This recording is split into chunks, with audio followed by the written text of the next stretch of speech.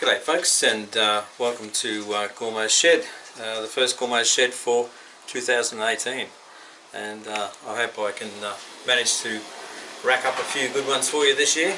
And I'm going to kick it off this year with painting some figures, and I've got some of these daypole figures which a lot of you would be familiar with, and they're basically work crew, station staff if you like. There's guys with flags, there's guys doing all sorts of things, that basically working away.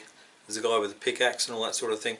But what I'm going to do is pick a couple of these figures which I think would make a good locomotive crew for a steam engine.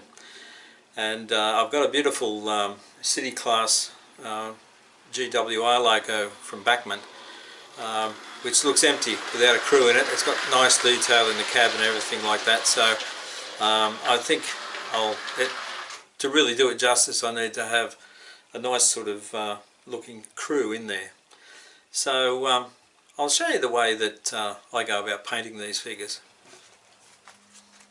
Right folks, I've got some basics here to start with. Now, the first thing you need is a well-lit work area, of course. And I'm just using my bench. I've got a couple of lights on here, so you need to be able to see properly what you're doing.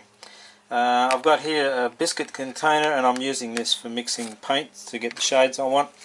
Over the back here I've got some acrylic paints, which these ones are just for skin tones at the moment, so I'll be getting a mix of colour there to get my skin tones.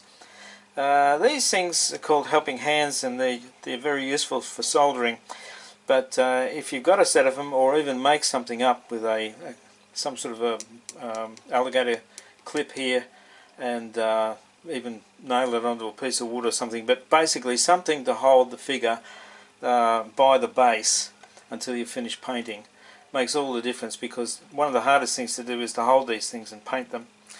And I've got one of these magnifying headsets as well, which is very good for close-up work. I mean, you can look at the figure and paint away with the naked eye, and everything looks fine, and then you put a set of these on and you can see where you've missed a bit or where you've made mistakes or whatever. So these can aid you greatly in making sure you get that really good paint job done on your little figure.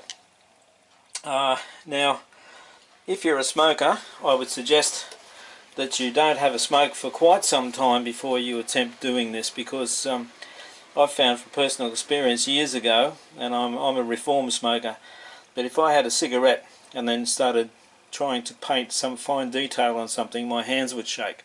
So if you are a smoker, don't have a smoke maybe an hour before you want to start painting. Let your body get all that rubbish out of its system, and then you should have a steady hand to do your painting. Okay, I've mixed up my skin tone, and you've got to check it in natural light to make sure you're on the right track.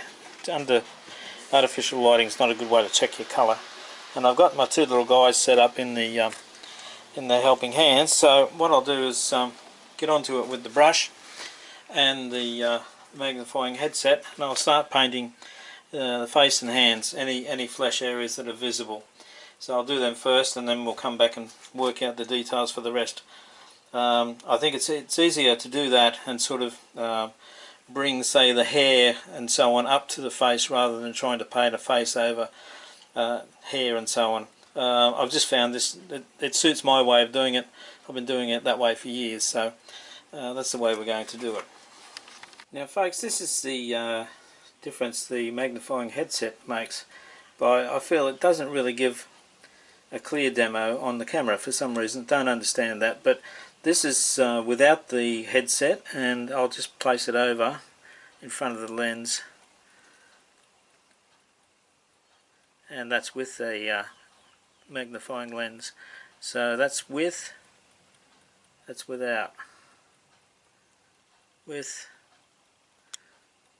without. So it does help quite a bit. As I say, I don't know whether the camera's giving a good representation there.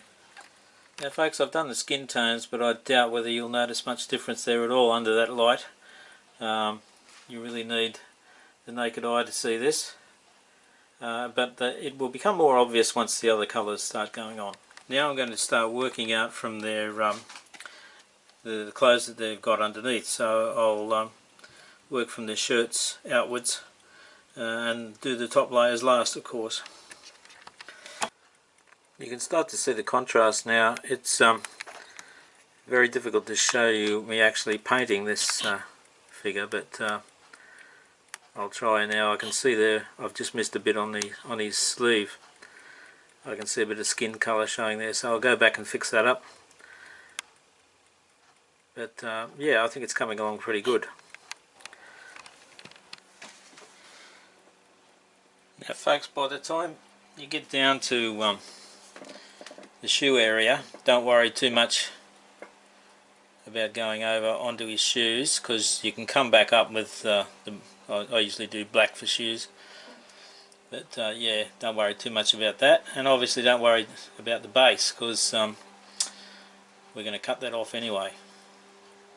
While we've got him standing there nice and still for us, it's just a bit more difficult to do this while I'm filming, because I can't really get close enough to it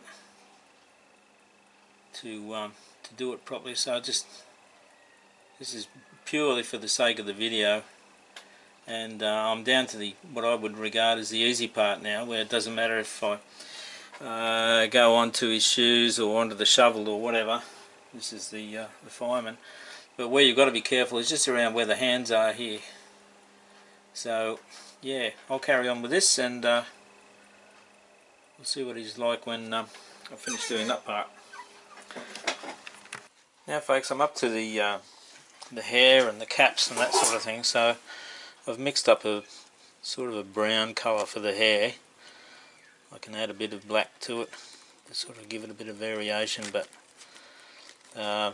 whatever you reckon with the hair. Folks, if you don't like it, you can always go over it, so you know, don't stress about it. He's got sort of brown hair, this guy.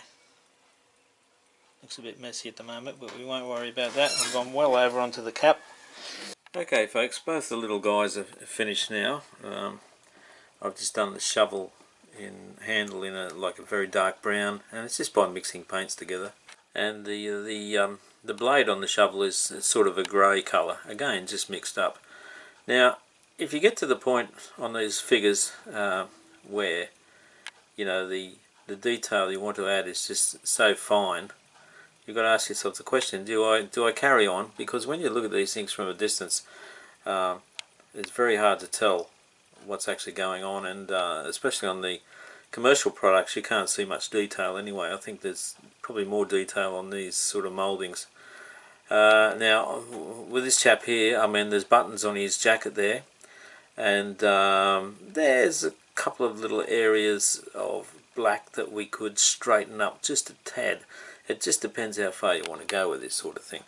So if there are any adjustments to be made, I use Artline Supreme fine pens. They're like a very fine point marker pen, and that will take you a long way because the point is so fine. Now the blue one at the back is your standard Faber-Castell product, felt pen marker. And this is the Artline. You can see the difference in the size of the tips. Now these two pens are both approximately the same colour ink in them, but there's a vast difference in the tip sizes. So this black one at the front of the shot here is ideal if you needed to be touching up any blue or anything like that. The other thing to consider is badges and things these guys might have on their clothes, you know, so some of the metallic pens are very good for that sort of thing. You can get silver and gold colouring in metallic pens, so that's worth investigating as well. You know, you can use one dot from one of these things, whereas it's very hard to do a single dot with even a very fine paintbrush.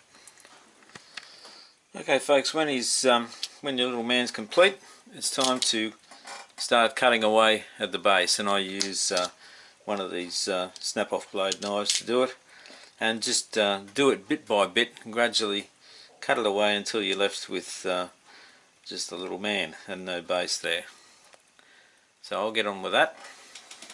Now eventually you finish up with this little guy, and he's got these blocks under his feet. Now I usually grind them off. I've got a very small bench grinder that I can use, but I mean you can do it with sandpaper and gradually grind them down, or if you're feeling fairly brave, you can start slicing them off with a knife. But I would suggest laying some sandpaper, some fine sandpaper on a flat surface, and just gradually wear them down if you don't have access to a little grinder. Now you can see I'm getting there. There's still a bit of this plastic left on the bottom, but I will carefully trim away at that. I'm going to go back and have another go with the knife just to gently ease that back. And if there's any white sort of flashing left there in the end, because I think the way this guy's going now, he can actually stand up. That's not bad. And if I was to colour that flashing as it is there now with a black texture, it would look fine. Because we're looking at extreme close-up here now, and this little fella's standing up quite easily, and if I was to colour that with black texture, he'd look fine. So I'll keep working away at it and clean him up and see how we go. Right, this guy's good to go. We've just got to do his mate now. And I've trimmed that off a bit more on the bottom and just touched it up with black texture. That'll do fine. And this is what it looks like to the naked eye. So, and when he's inside a loco, nobody's going to really get that close to see what he's doing. There's the two lads ready to go, ready to be placed in the locomotive. Now the way I do it, folks, is I get these guys and I'll hold them with a pair of tweezers, and I'll test them in the loco first, but when I'm happy with how they're going to stand in there, I'll put some super glue. I'll put a drop onto a hard surface, and then I'll just hold the figure with the tweezers and stand him lightly into the drop of super glue, and then put him straight in the loco. That's easier than trying to turn him upside down and put a drop under his feet. So that's my method, so I'll get onto that and see how we go.